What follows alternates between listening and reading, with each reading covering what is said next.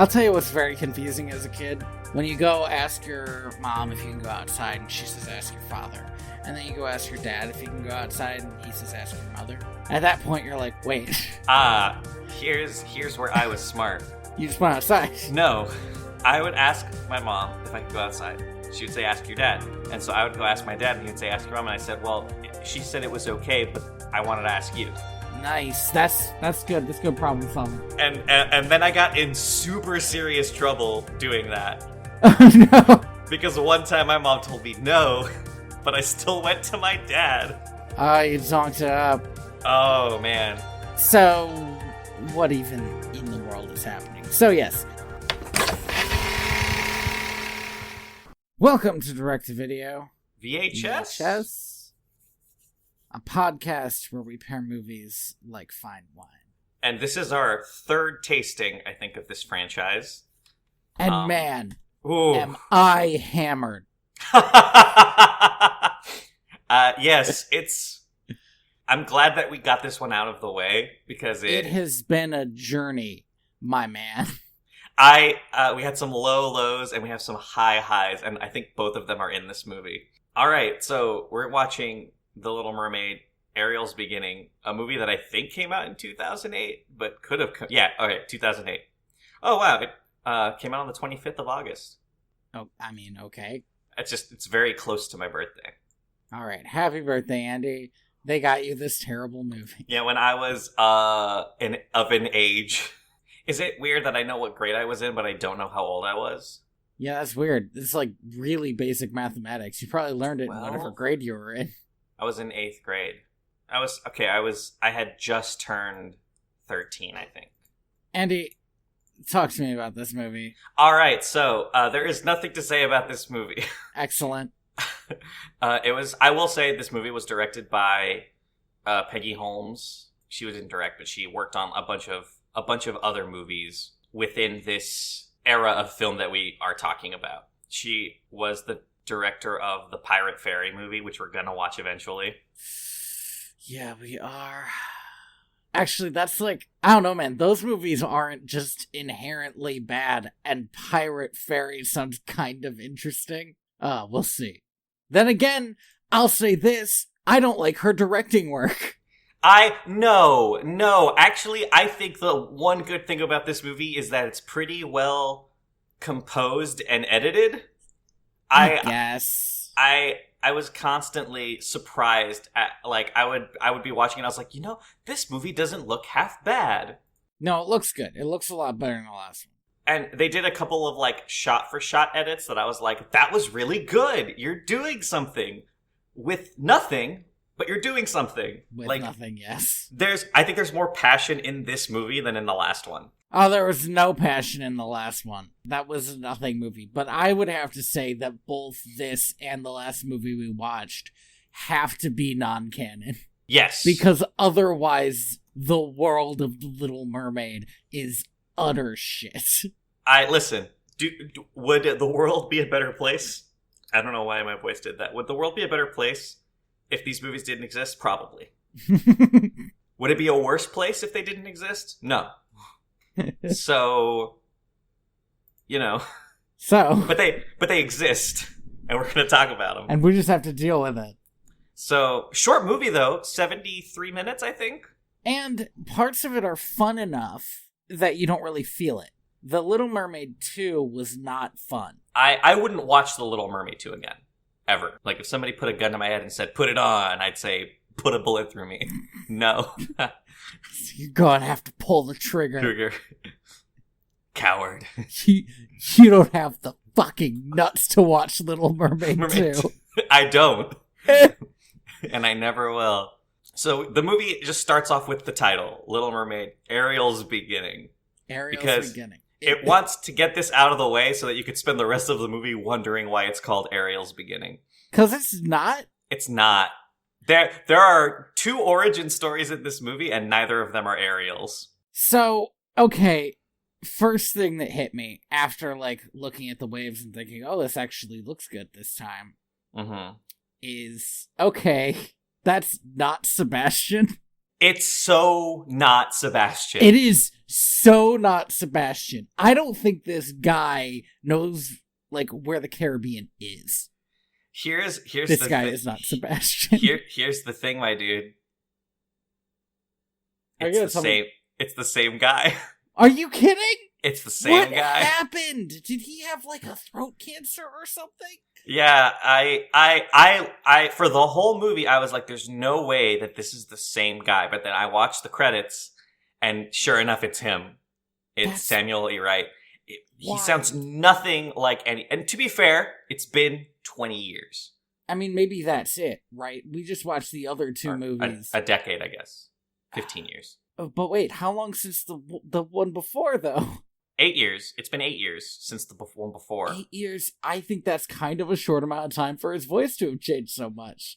Because I thought it still sounded like Sebastian in the second one. Yeah, definitely. Well, there are moments in this movie where he sounds like Sebastian. But for most of the film, maybe it's because he's trying to sound like a younger Crab. Maybe. I want to mention something right off the bat. Andy. Yeah. We've watched quite a few bad movies. Yeah. Do you have any, like, this is a staple of a bad movie that you keep coming back to? Time skips.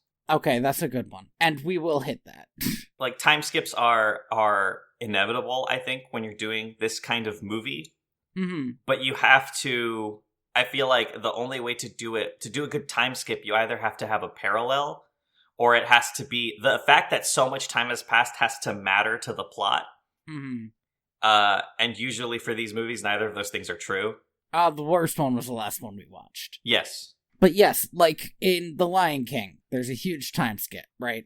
Yeah. But that's like, it's when you go back to see the kingdom again, it's like totally destroyed.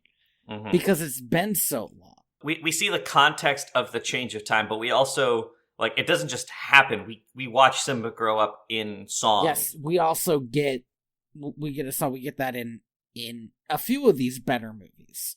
Frozen does that. I'll give you that one. I'm trying to think of another one, but that might be Tangled. The big but Tangled doesn't do it in song. I wanted one with the song. Oh, okay. Tangled kind of does the same Lion King thing, where it's like it has been so long now everything's different, you know. Yeah. But to bring it back to my original point, and I like your time skip one, but the one I thought of was voiceover narrations. Oh, yes. Boy, howdy, that, like, it feels like such lazy script writing that, like, so little is happening in this first scene. Actually, kind of a lot happens in this first scene, but instead of getting it across in the movie, they just have Sebastian tell you what's fucking happening. He's just there like, Triton loved his wife. Here's him young. Here's his wife. And it's like, okay. And like, it's not quite that bad, but it's not good. I will say, I dislike voiceover narration. Even in Tangled, a movie that I enjoyed, I hated that there was no framing for the voiceover narration. You mentioned that in the episode. Yeah, and so I think voiceover narration is usually a cop-out unless you work with it and you mean to do it. But I usually find that when somebody does voiceover narration, it's the Blade Runner problem where they don't think you're smart enough to understand what's happening, so they're just going to tell it to you. Yeah, like a producer is watching the movie and is like, I don't know, I don't think people are going to get it. You should have Sebastian come in and read over it. I think producers need to realize that they're like dumber than your average bear, so maybe get someone else to make those decisions. It's really important to Andy that he and I never get into Hollywood.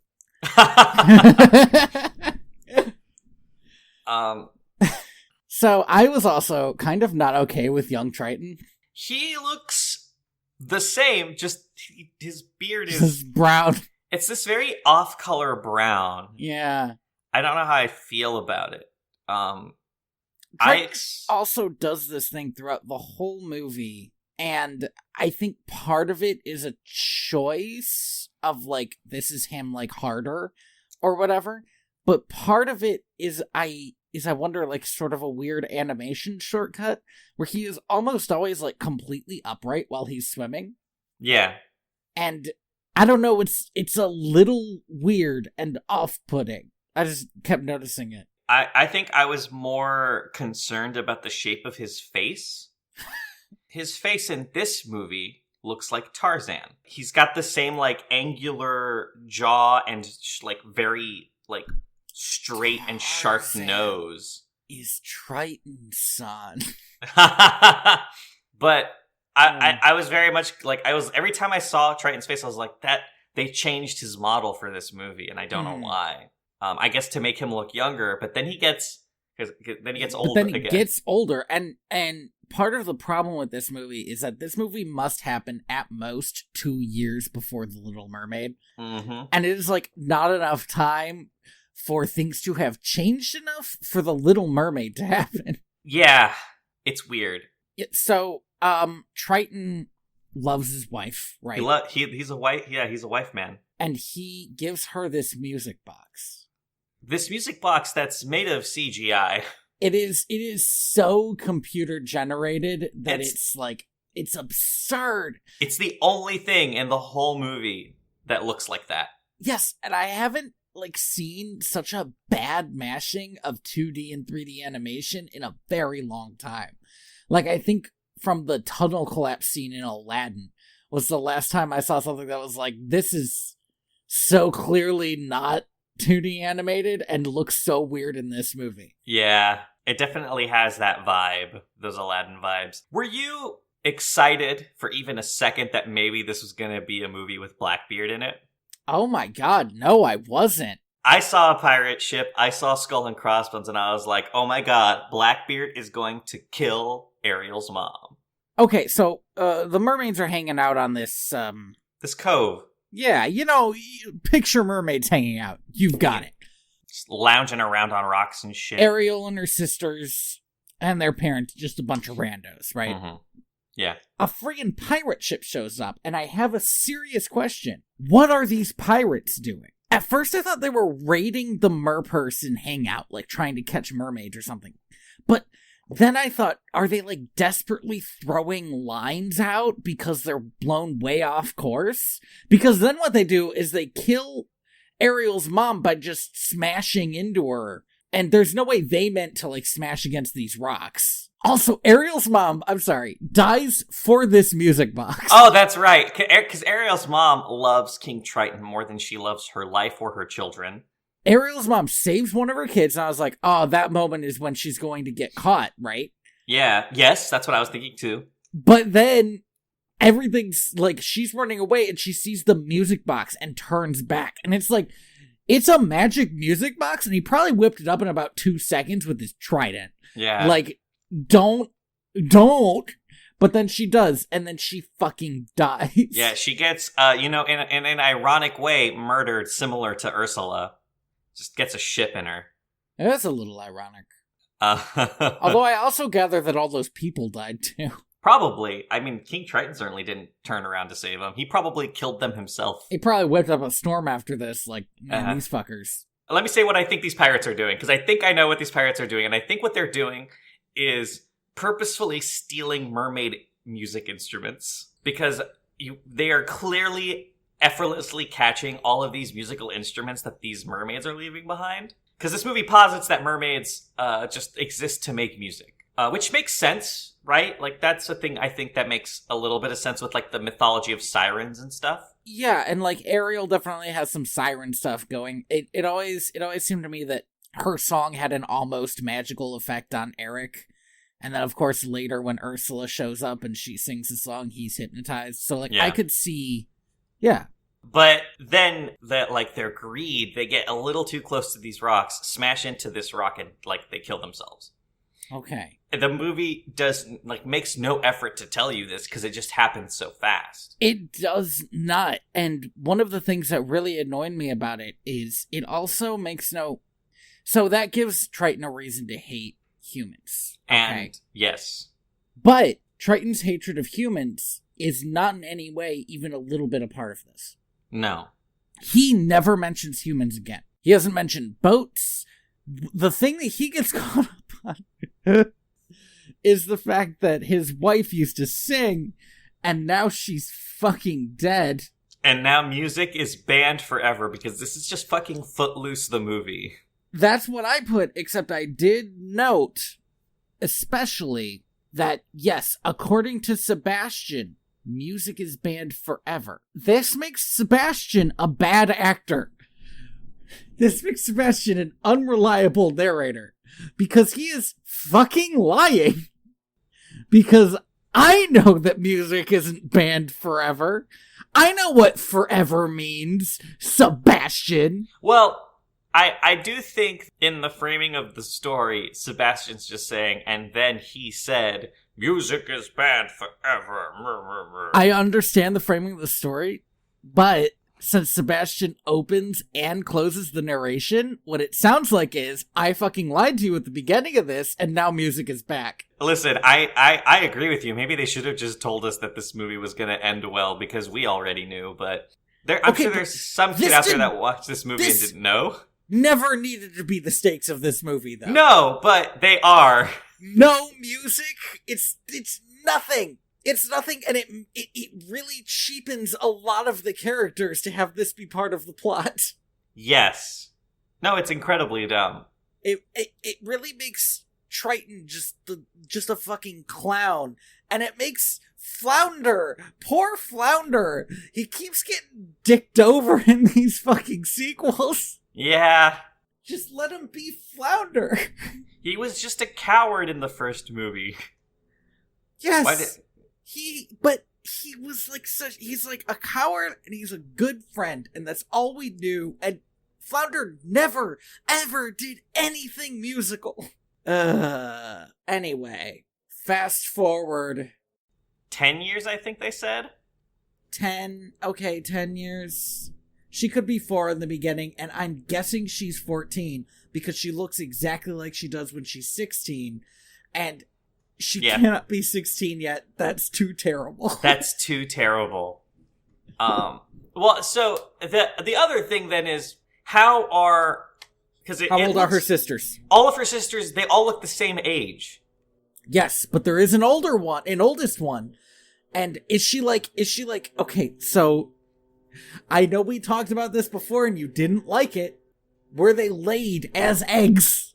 Just like a bunch of eggs? And like, you know how like fish lay a lot of eggs. No, because the sister, I think, mentions that she's a couple years older than Ariel. Okay, Jesus, please. Some of them have to be like quintuplets or something. Well, for also, this to even a little bit work out. Just looking at their hair color, I'm assuming that there's some Greek god stuff happening here. I got a text from my aunt. Yeah? Saying that sometimes people's hair color changes, and it does not necessarily mean you need to question their lineage. Okay, that's fine, but we're not operating on like real life rules. We're operating on movie rules. And in movies, in a movie and in an anime, if I see somebody's parents, well, maybe not in anime, but in movies, in cartoons, if two parents walk out and both of their hair is brown, and you have two kids, and one of those kids' hair is brown and the other kid's hair is red, guess what? That kid's an orphan. He's a secret. Make a Punnett square, man. There's like a still 25% chance, if they have the red hair gene, of getting a red-haired kid. Well, her mom has red hair. Does she? Yeah, right. She just looks like old Ariel, Ariel doesn't even look like old Ariel. Yeah, it was one of those things where I was watching and I was like, they couldn't make Ariel in the last movie look this old. Right, and she doesn't look old either. She looks like a little bit on this side of middle age, right? Like maybe in her mid-30s, maybe 40. I doubt it, but yeah. And listen, I get that genetics in real life are complicated and hard and don't mean anything, but in movies... Also, hair color doesn't mean anything in real life. I have red hair in my beard. Where'd that even come from, man? I also have like red and white hair in my beard. I feel like that's even wilder for you. Yes. Whatever. Anyway, the point is, there are a lot of girls, and it doesn't make sense that they all share a room and are all definitely the same age, but also not. And yeah, well, it's weird. The movie just skirts over it, but it's like... Yes. But at least they have a governess. I was gonna say, at least they have character, because the thing you said is bad. Yeah, they do have character, and they have this was the thing that actually made me hate this movie, is really enjoying that they have character, and like sort of seeing that not mean anything. First of all, this movie should not have been about Ariel. Like, Ariel should not have been the protagonist of this movie. Like, controversial statement, but yeah. Second of all, like, if like you have all of these characters, make them do something. Like, it's nice to see her sisters hanging out and acting like sisters, because we didn't get any of that in the first two movies. Except for a little bit in the first one, like a little bit. Like a little bit, yes, in the first one. What it reminded me of was Patch's London Adventure. Oh, yeah. Where I forgot we watched that. Yeah, it was like, wait, is it Patch's London Adventures? That's the Dalmatian one, right? Yeah. Okay, so yeah, we have not watched The Lady and the Tramp, have we? No. We watched it and we were like, it's weird that the point of this movie is basically that this dog is the best dog. Oh, there are that's 100 right. other dogs. That's right. That was my problem with this movie, even though it was not that bad about it. Well, there wasn't 99 other mermaid siblings. Yeah, it was like all these girls, they have these fun interactions with each other, but Ariel is like the most important just because plot. Yeah. Like, why aren't the other ones chafing under these ridiculous rules? Why is it only Ariel? Except the thing is, they also are, but that doesn't matter until the plot decides it matters, and then it stops mattering again. So, anyway, they have a governess. Yes. I initially was like, I can't believe they put a fucking governess in this movie. And then I was like, damn it, I like her. Oh, I had the opposite effect. You were super excited about a governess, and then you were like, actually, fuck this woman? I wasn't excited about it, but I was like, okay, maybe this is going to be like our antagonist. Mm-hmm. But then she never quite gets to be an antagonist. I dislike her because she turns out to be a villain. What I liked most about her was, at this point, she delivers a lot of exposition without delivering exposition. Yes. Which is like, it's literally like the best writing in the movie. Mm-hmm. Where she like really quick talks about the things Triton wants while it sounds like normal dialogue. Yeah, right? It's nice. I like her interactions with her little sidekick, but her manatee friend. Yeah, but he doesn't matter by Benjamin. Yes, Benjamin. Yes, he does not matter by the end of the movie at all. No, and like their interactions don't matter. And at the end, the thing she does is has electric eels. Like, we haven't seen that before. When that happened, I was so fucking scared that she was just going to turn into Ursula or something. That she was going to turn into Ursula by the end of this movie, because that would make the line, when I used to live in the castle, like link up. It's so terrible. And then it didn't. And I was like, oh, thank God that this is just bad instead of insulting. She does look a little bit like Ursula. She looks kind of more like Ursula's sister, actually. She's got that same energy. I just think anyone who attaches such a deep purple color palette to themselves, evil. Yes. So one of Ariel's sisters, got to keep an eye on her. Damn. There is a purple one. We get to meet Sebastian for real now. Yes. He is like an ambassador and the chief of staff. Yes. And this made me so angry. No, I also didn't like this. I didn't like this for about 30 minutes. At the end of this, it turns out he will become a composer by the end of the movie. By the end of this movie. The royal composer. And I at the end, I was like, wow, okay, I guess I don't like learning about this, despite what we said in the first episode. I really liked it. But no, I was curious as to why a composer got like so high in Triton's esteem. But in this one, it's like, well, that wasn't his first job. He used to just like fucking be the ambassador. And then he took a weird step down. I would be say a composer who's still basically just like Triton's toady. yeah. I don't like it. I like it. I don't. All right, well, we're going to get to the part that I really liked about it, because I didn't like it at first either. I was like, oh, so he's just not a conductor. But also in the background, and for, I think, the majority of this movie, we have these swordfish guards. Way better than those himbos from the last movie. Yes, I don't like the swordfish guards, but they make so much more sense Than these fucking Roman shit dudes. Ridiculous weirdos. Yes. So we get another exposition about how Ariel is a problem and no one else has ever been a problem and she's always a problem. And then I think this is when we get our first extended scene between the governess and Benjamin.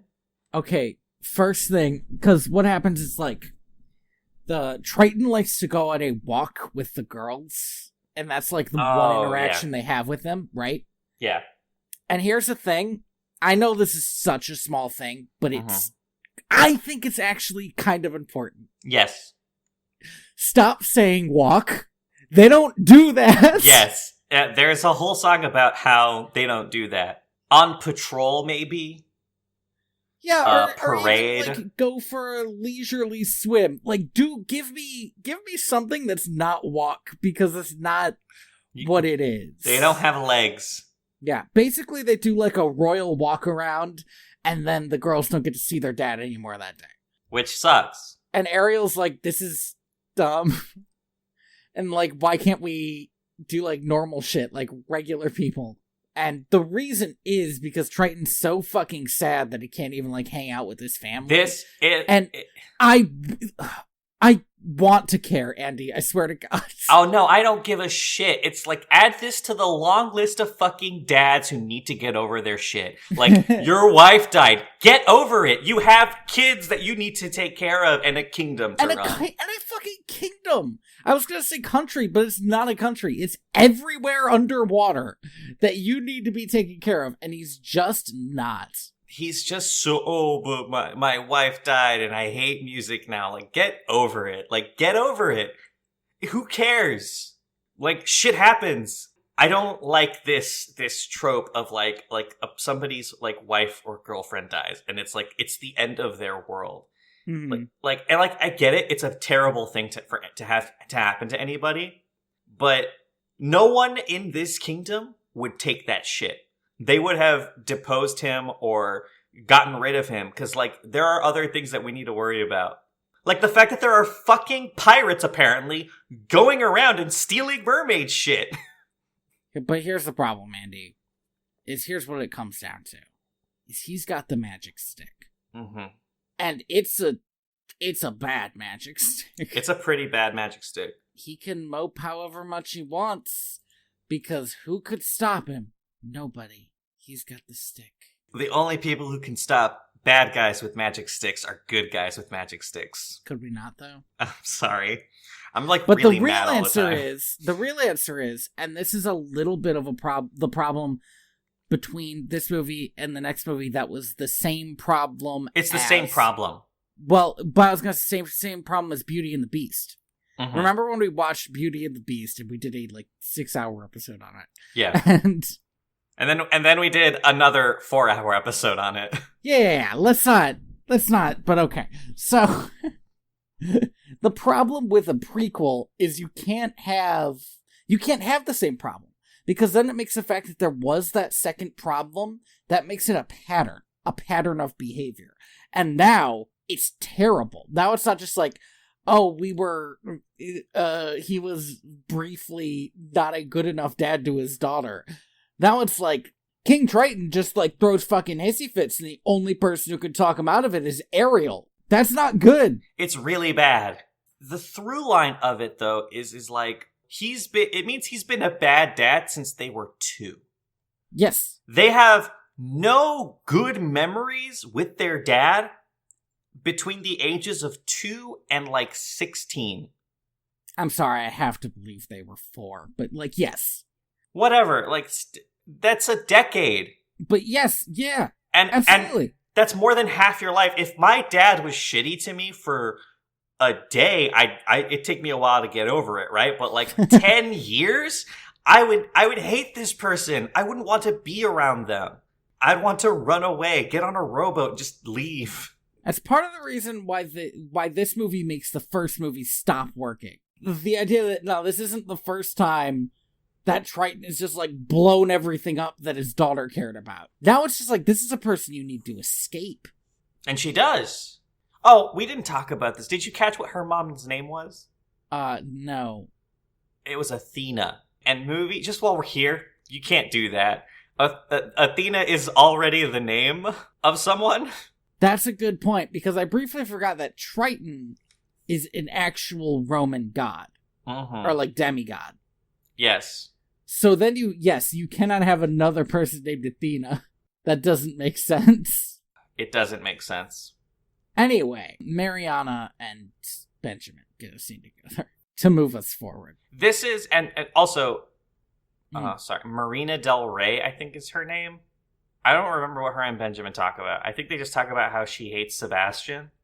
Yes, so actually, let me talk about her very, very low-stakes evil plan. Is she wants Sebastian to make a mistake so she can get his job. Yeah. That's not even evil. This is just, like, something you might want. I think this is an everyday thing. I feel like there are a lot of people who kind of wish that their coworkers got shit on a little bit. But here's the other thing. I really can't stand about Marina. Mm-hmm. And she's not the only person to do it in this movie. Yes. But she's the most blatant. This movie has a weird problem with tilting more SpongeBob SquarePants than The Little Mermaid. Yes. So, like, right here, she is getting her nails done by Benjamin, and she is using a nail dip, and they are underwater. They are underwater. And there's really no getting past that. No. And, like, it gets a little worse later when she's, like, constantly changing clothes, and we've never seen anything that says that, like, clothes are even a little bit important for mermaids. There is a whole costume montage with backgrounds and shit. Yes. And it's like, what is this? And why is it in here? And why is it this? Because it's during her spoken word poetry number? The whole thing feels like it should be in Emperor's New Groove, right? It's a type of tone that the Emperor's New Groove could really hit that feels very bad in The Little Mermaid. Mm-hmm. Because they're just not the same movie. She's voiced by Sally Field, which is a fucking tragedy because Sally Field is amazing. Like, she's doing okay, I think, in this role, but she's maybe the most entertaining character, but it's not a high bar. It's not a high bar, and also this doesn't touch, I think, any of the other roles she's done.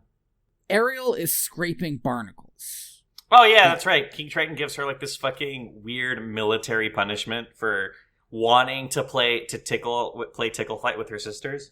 Yeah, it's a wild and wacky time. So she's scraping these barnacles, and I guess also she ends up not scraping these barnacles, and nothing ever comes of it. So I guess on top of that, she's also a fucking princess. So who cares?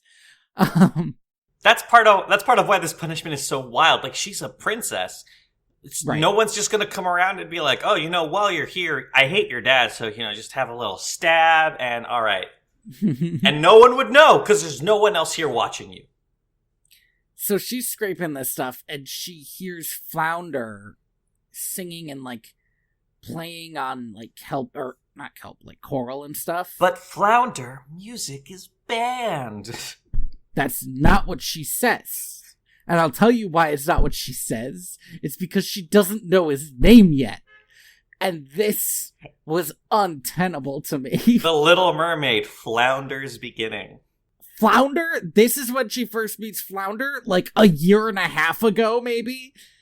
Is like, this is her best friend, and she just didn't know him? Like, when we're introduced to Flounder, it feels like they grew up together. Yes. It feels like Flounder is like the friend that she has that like helps her get away from her family. Yes. Because they've been friends so long. And like Flounder is in some scenes of The Little Mermaid where it's like probably only Ariel should be in this scene. But, like, you get it when you're a kid and you're friends with somebody and you're just in their fucking house. No, I don't, but... Well, maybe you've never hung out with your next door neighbor a lot or something. I did. I don't think I was allowed to and just go into their house. My next door neighbor was at one point like such a part of the like in and out of the house that my dad would like grab him by the ear and make him go to his house. Nice.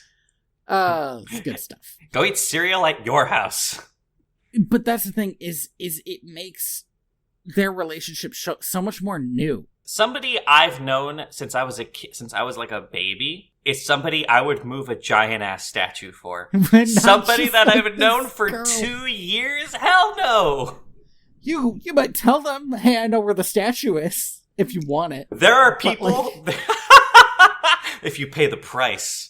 There are people that I've been friends with for 5 years, and if they asked me to help them move, I would go, sorry, I'm out of town, and I don't own a truck. You gotta hit that 10-year mark before I'm like, all right, I'll help you move this giant statue. But the other problem is that Flounder has never, we mentioned this before, he's never been musical. And it's so weird to see him musical. And then, even worse, is he and Ariel start getting chased by these... swordfish guards? Yeah, because they hear him making music. And he's excited. This is a farce! He had one thing, and it was that, like, he being gets a coward. Scared. And, like, he's just not. What this scene should have been is, like, Flounder can be musical, sure. It's a thing that he's never been before, but whatever. He wasn't really a thing in the last movie. He could hum, I don't care. But when these guards show up, Flounder needs to be shitting his pants, trying to run away. Ariel's running away with him, but she's having the time of her life. That is the established canon of what happens. We've seen it before. But, like, also, if he was just hanging out with her while she was scraping because they're fucking friends, that would be something. That's not what's happening. He just comes across her because he doesn't expect anybody to be out there. Because Flounder in this movie is, like, is a fucking idiot. Mm-hmm. Oh, he's the worst. He's very dumb and obnoxious. Yeah, I mean, he's part of, like, an underground music club. But he just goes around above ground, just like humming and singing, and it's like, dude, you're not getting it. The reason there's an underground music club is because you can't do that other places. So anyway, they're running, and they run into Sebastian, and Ariel pleads for Flounder and makes up some dumb story, and Sebastian doesn't believe them, but he's like, whatever, and he sends them each off, and they're not really in trouble. They have a warning. But he also says something that drove me up the fucking wall, Andy. I wish this movie was better in so many small ways. Yes. And let me tell you one of them. It's the little things. Sebastian says that she's on his last claw. Why wouldn't he just say nerve? He has nerves. Yeah. You don't tap dance on somebody's last hand. It also doesn't make sense as sense as a pun or anything. It's dumb. So Ariel goes back to her room. We get a scene with her and all of her sisters, like actually hanging out in the room, I think. Yes, they have good bickering about like stealing each other's stuff, and this like fight about, oh, it's monogram with my initials, but they all have the same initials, which is, I think, a fun little bit. Yeah, that's a good bit. I liked that. Yeah. I liked the you stole my stuffed animal. Oh, what? No, I didn't. And my pillow. Well, that's for the stuffed animal. Yeah, that's great. That's great. Good. It sounds like a fight that I might have had with one of my sisters when I was a kid. Definitely a fight that I probably had before, for sure.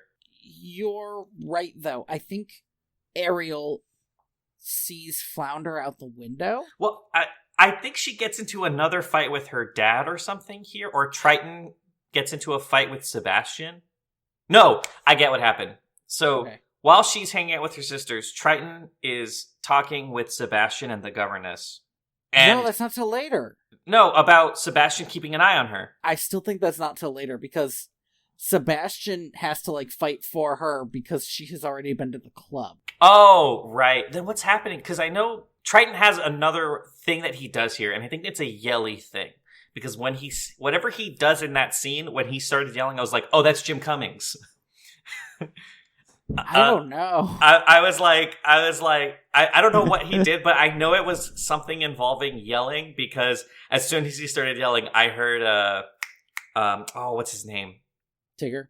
Yeah, and I was like, that's Jim Cummings.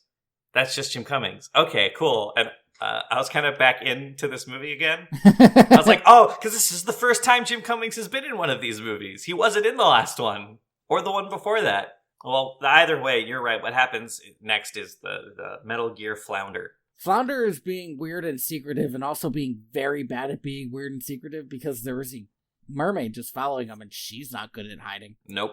So he makes his way into this secret club, which she kind of follows him by accident, which I thought was a weird choice, but whatever. She, like, falls down a tunnel that leads there, too. Yeah, which if your secret club has 2 entrances and one of them that's isn't too being many. monitored, that's too many. And also bad. So we get to the part of this movie that I think is genuinely fun. We get to the part of this movie where my note says, I guess another original song would have been out of the question. Well, we'll get to that, but the fact that this movie just decided to have an underground music club, yes, is amazing. But it doesn't count if you're using a jukebox track. Yeah. It's a good ass song. You don't get credit for it. You're right, though, because it doesn't feel as fun as, like, Under the Sea, right? Because what are they singing? Oh, I'm trying to remember off the top of my head, but it's one of those, like, party songs that you've heard a million times. Yes, it definitely is. I might just Google the soundtrack for this movie. Jump in the line. Well, because it's the only song that everyone sings.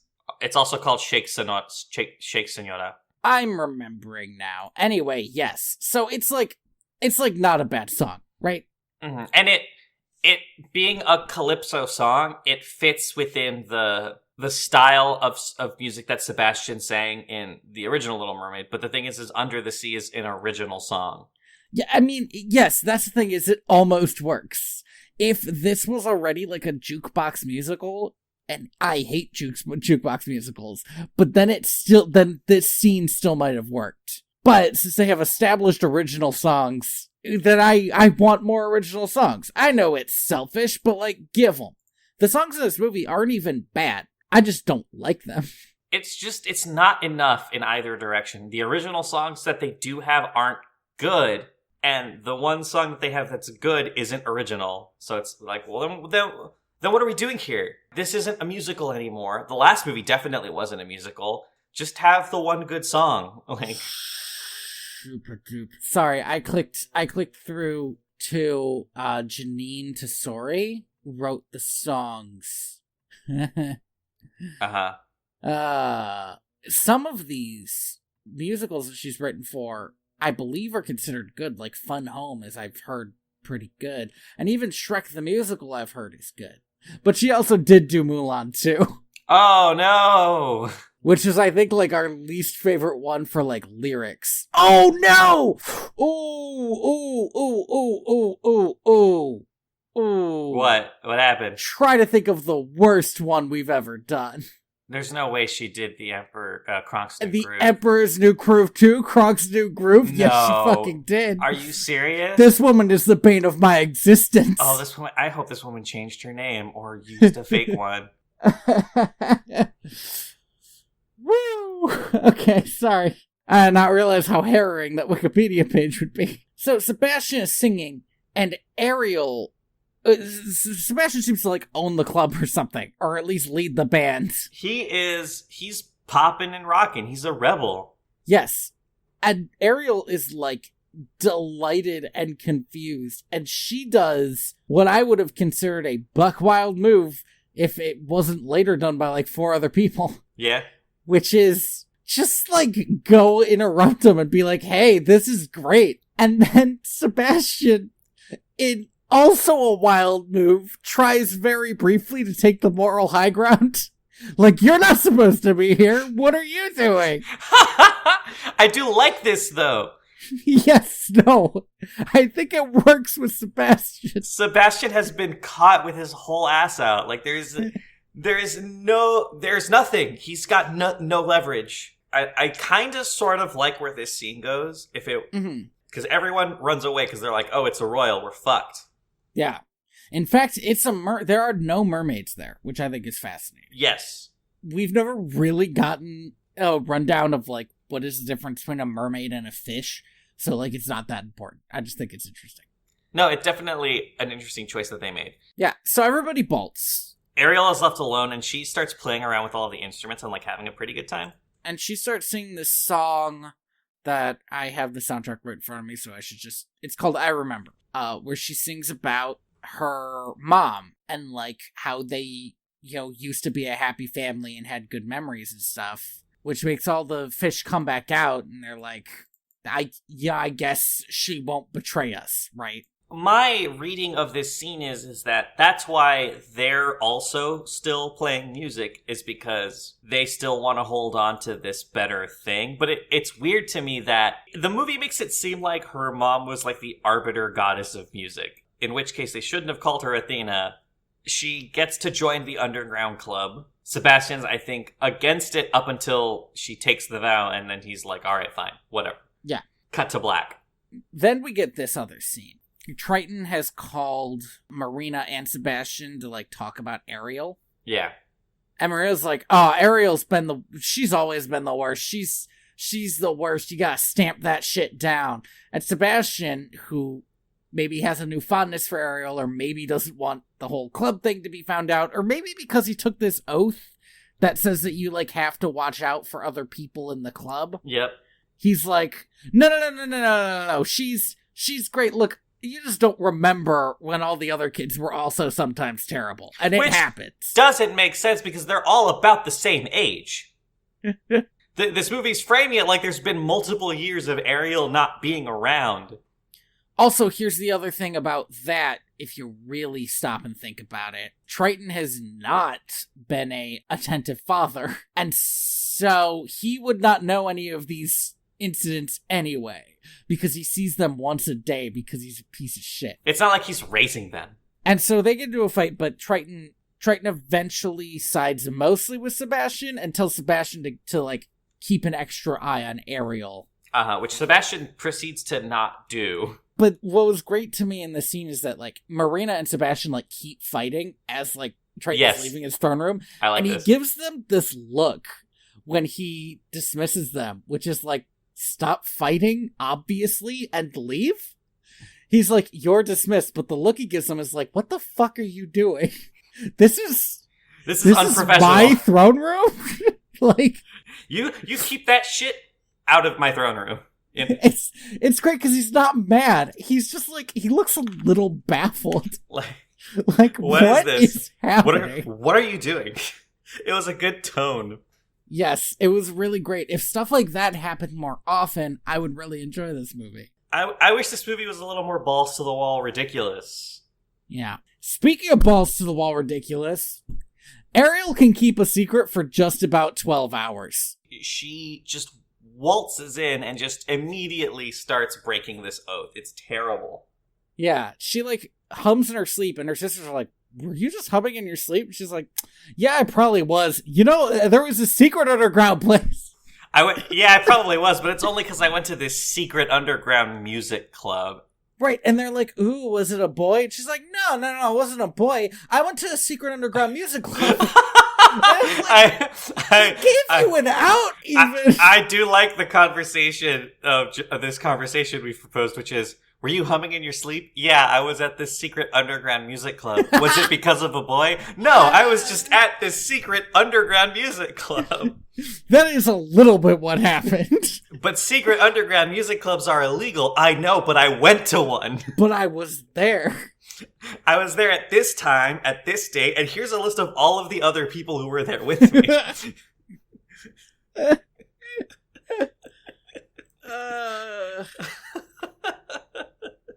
So they go to the super secret underground music club, and this is too bad because this is sort of the last sister moment. Yeah. Here. All the sisters are having fun, and I don't remember any of their names, and it's been a day, so I can't even really remember what they all did, but I remembered liking that, like, they each had distinct reactions to this. You know, like, one of them didn't want to dance, one of them really wanted to play, like, the, I don't know, underwater trombone. Yeah. Or sax, I guess. Two of them were, like, nervous about it, including the oldest one, who was like, I guess they really didn't want to break rules, right? But this is a rule that they all kind of know is bullshit. Yeah. And I don't think it's ever been explained to them why this rule came about, which is Triton's too sad to listen to music. But, like, they know that this is a bad rule, and it should be broken.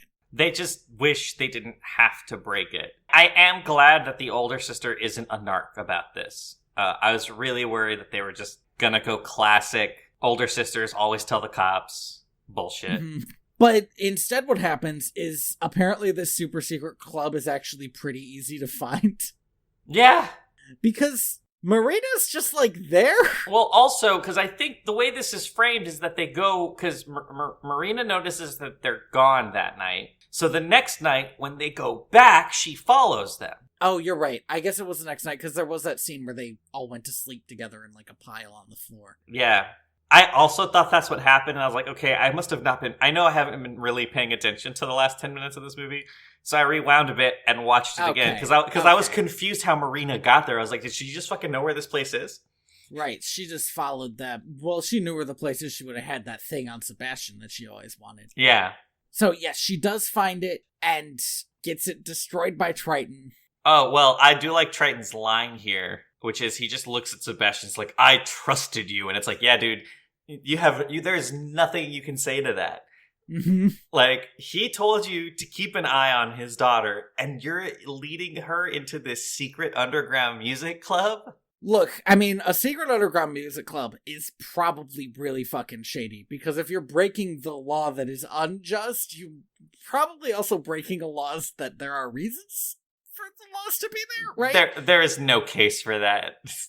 They're not fucking snorting cocaine on the side. They just want to play music. Like, I'm just thinking about, you know, like the rise of the mob in the 20s, though. Yeah, but I'm thinking of this more in terms of, like, Footloose. Like, they all just want... Okay, we could stay on Footloose. That's fair. That's clearly the tone they were going for. Yeah, that's it's why. It's clearly the movie they wanted to rip off. I don't think... Like, we don't get fucking Fish Capone. Like... Okay, but that would be a better movie. Like, if Sebastian only had this club because he made a deal with... Albacore. Okay, great. Better movie. Point of order, though. Marina also failed at her job and should not be promoted. Well, that's the thing, right? Is Marina also sucks. Because she let all of the girls out of her sight run away to an underground music club. And it's like, that was a huge fuck up, and for some reason she gets promoted to chief of staff, despite seemingly not having any qualifications. That being said, according to her own claims, she does make everything considerably better in her, 6 hours as chief of staff. Yeah, according to her claims. According to her claims. Now, she could just be lying to the king. That could happen. Well, she does a weird song, and she rides on a whale, and it stressed me out, because why is everybody riding on whales in these sequels?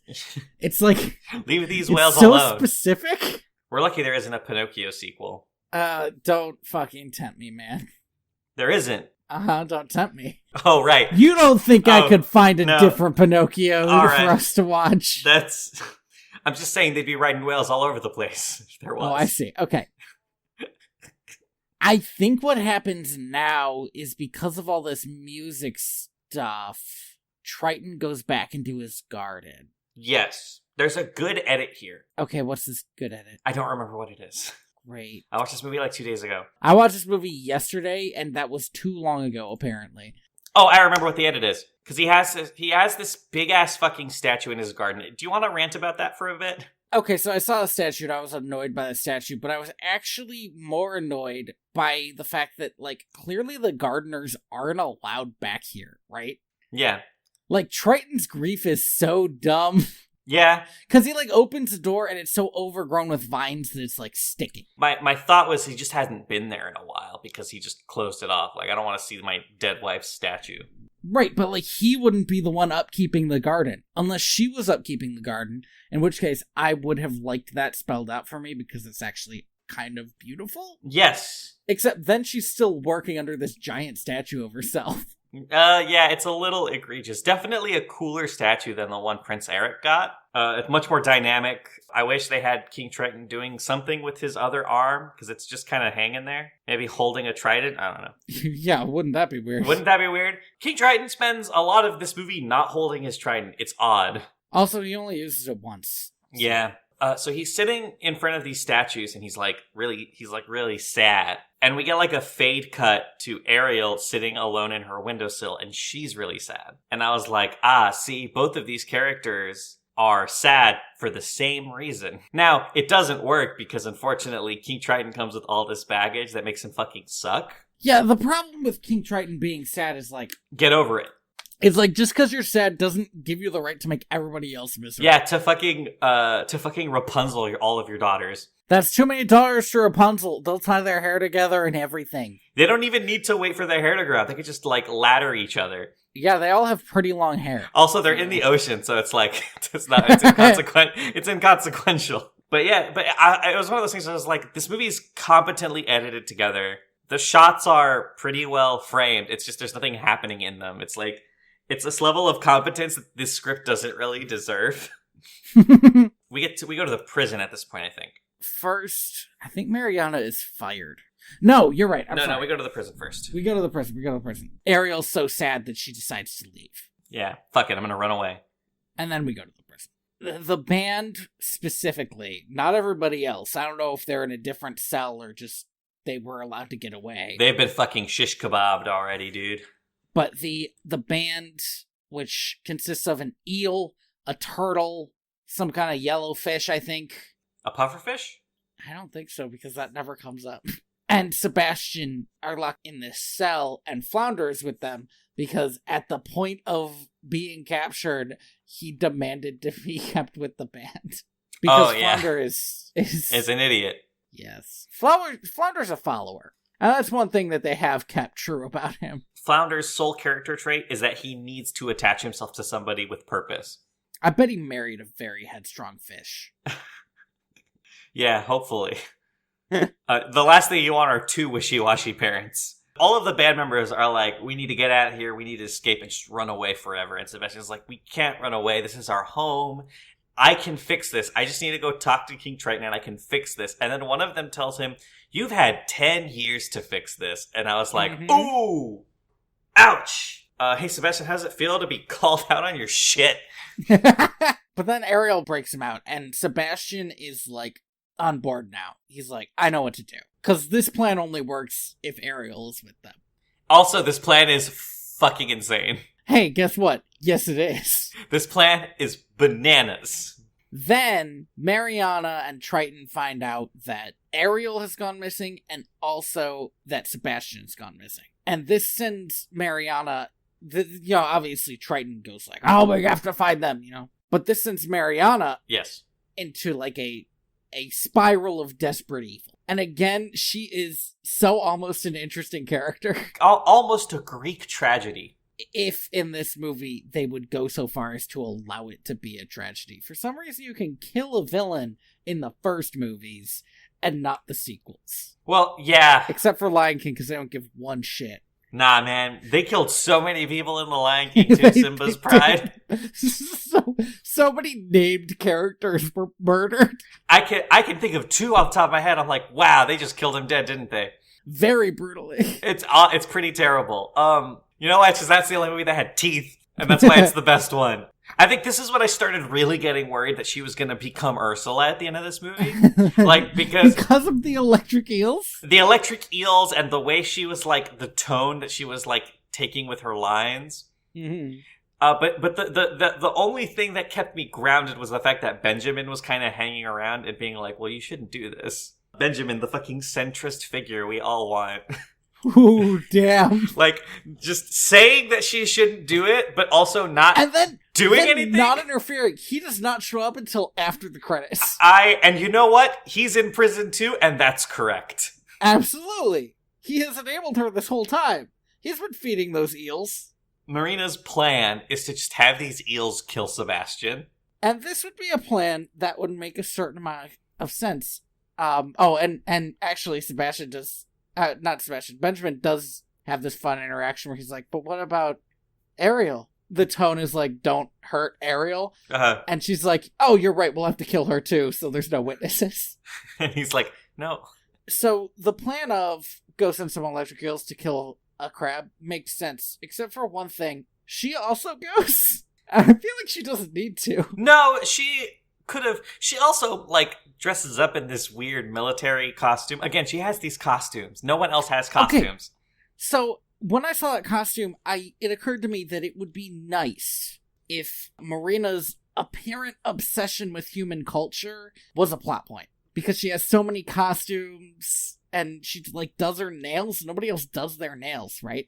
And I wish that it was a part of her character that she had some kind of obsession with human culture instead of this weird anachronism of, like, this is not how a mermaid acts. It's weird because, like, this movie doesn't need her to be so villainous. Because yes. King Triton is enough of a villain. King Triton's the villain. He's the bad guy. We don't need her as a secondary bad guy because the only thing that makes happen is she almost kills Ariel in, like, a weird fight. Yeah.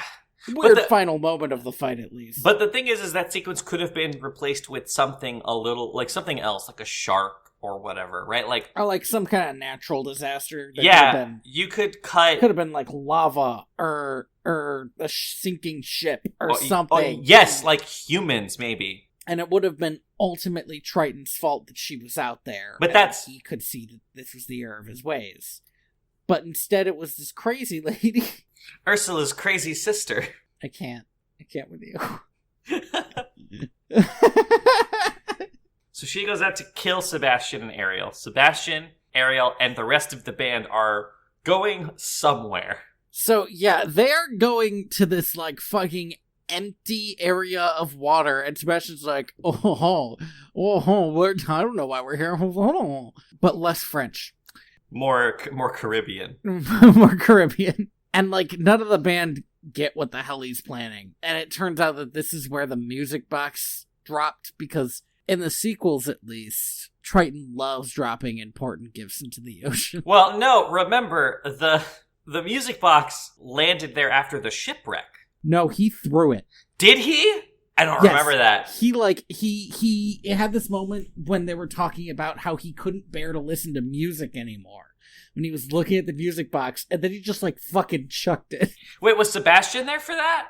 How would he know? I think there was him looking sad, so maybe he was there. I guess he was there. You know what he could have done is he could have just gone and gotten it and just said, like, oh, like I know he didn't mean it, so I'm just gonna hold on to this for him. Because or you could have brought it back to, like, the kids. Something. And, like, maybe he wouldn't have been able to take it away from the kids, and then that would have blossomed into a more natural... You know what would have been something? Is if he Triton chucks this thing, right? He's like, oh, fuck music. Oh, I'm sad. Right? And Sebastian sees that he threw it away, and he grabs it, and he's like, oh, like, he doesn't mean it. He's just like, he's emotional. He just needs time to grieve.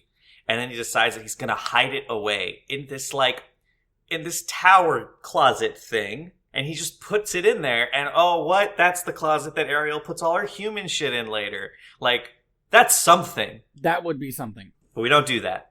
Instead, it's just out in the middle of fucking nowhere. And Ariel hears it or something? She, like, sees the glint. Eagle-eyed. Sebastian gives this really shit-eating look, like, I fucking did it. My plan, it's all going according to plan.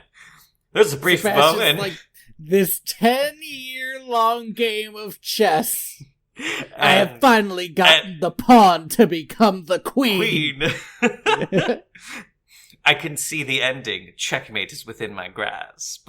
This stupid plan So she gets the music box, and the plan is now to like remind Triton that he doesn't hate music, and because Ariel is behind it, this should work. Mm-hmm. But then this is when Marina shows up and starts attacking them with eels. Yes. Marina fights Sebastian one-on-one, which tells you a lot about how threatening Marina is. We literally talked in the last movie about how it's... We did. How if Sebastian is the one taking you out, you're worthless. And yes. Sebastian and Flounder take out... I was gonna say, it's Flounder who takes out the eels. You want to talk about worthless. So...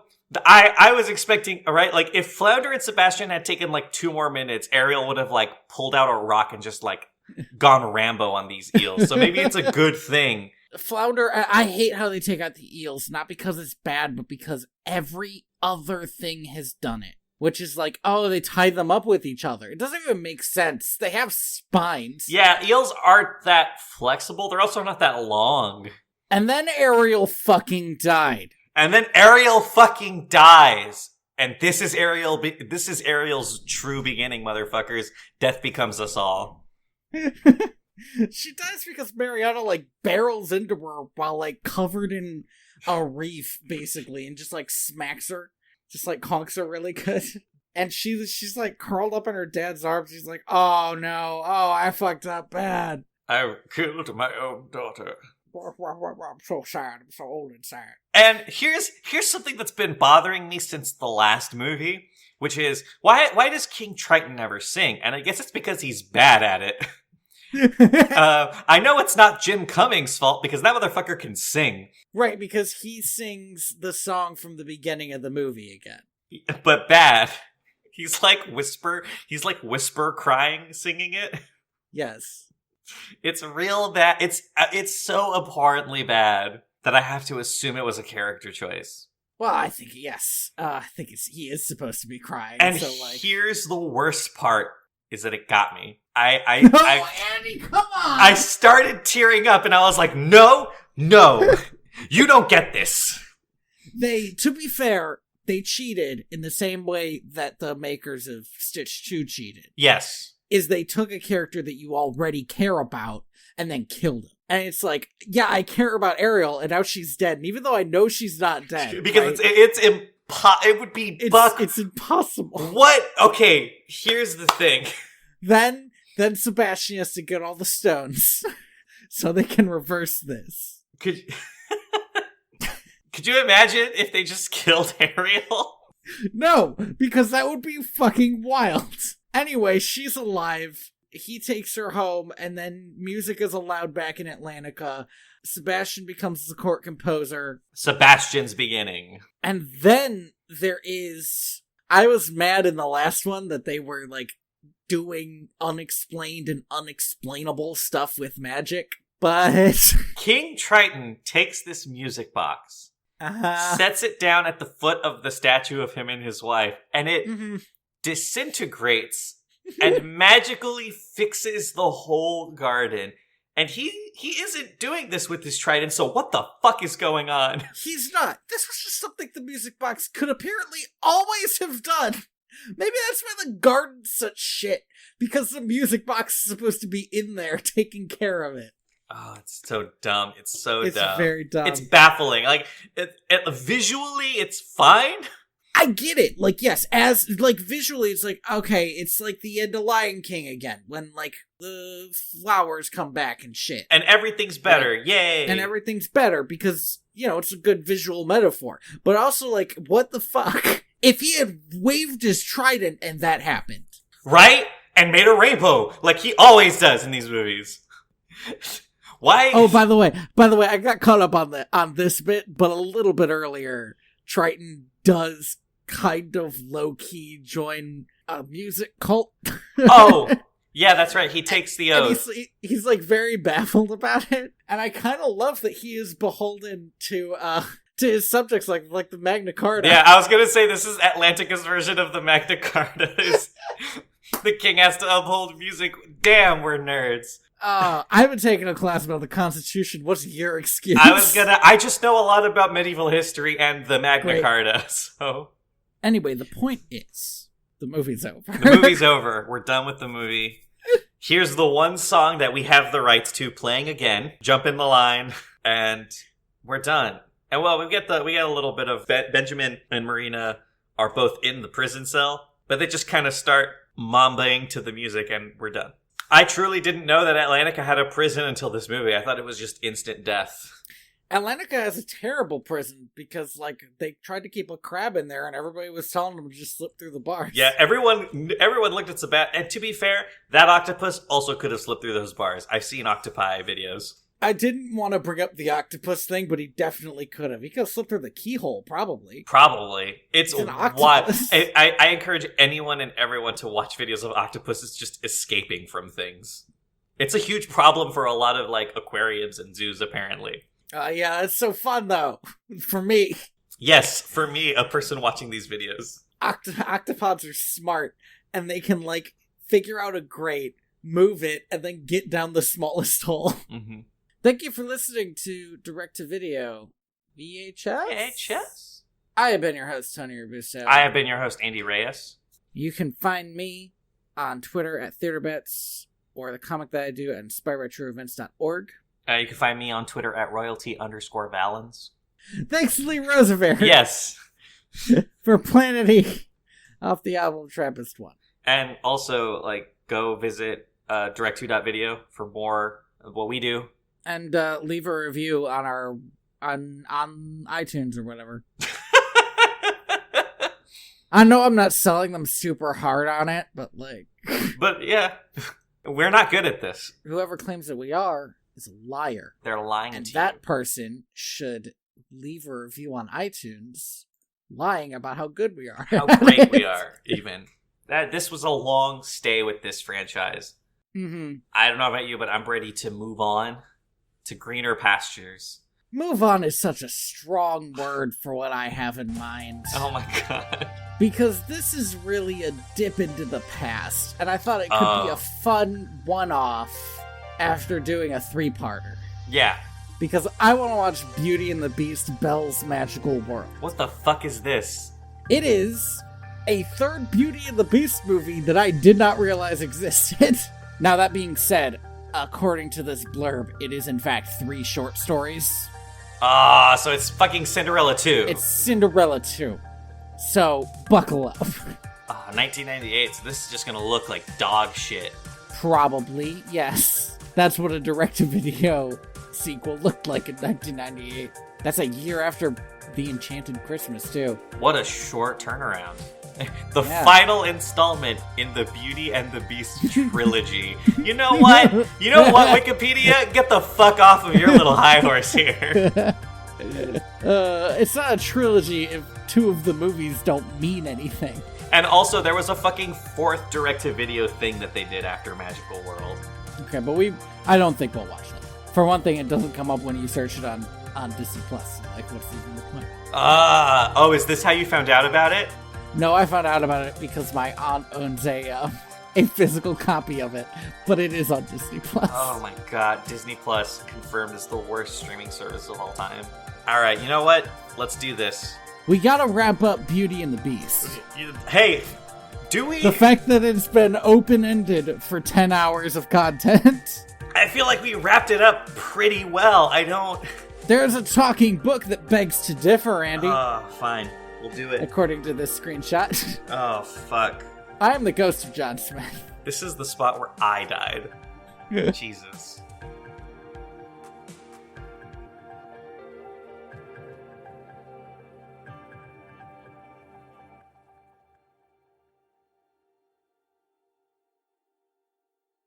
What I thought they were going to do is that they were going to make them shock each other. I don't think eels can shock each other. That doesn't make any sense. I think they're insulated somehow. I don't know how the thing that they do works. No, hey, guess what? It is actually buck wild to even think about something like that existing. But that is a real creature, and I don't think they can shock themselves, so I don't think they can shock each other. Maybe it's just mucus. Maybe they're, like, covered in mucus. It's like... My thought would be, like, maybe they're doing some sort of, like, chemical reaction that causes an electric current. I think that's true. But I think that if they just caused an electric current, they would just kill themselves. Well, I would think that's where the insulation part comes in, right? Apparently, electric eels aren't true eels. The source of their power is a battery-like array of electrolytes, which make up around 80% of their body. Ooh. They acquire a small potential difference by controlling the flow of sodium and potassium, and then they basically make themselves into a battery, and they release the shock when they see predator or prey. I assume by just letting the current finish.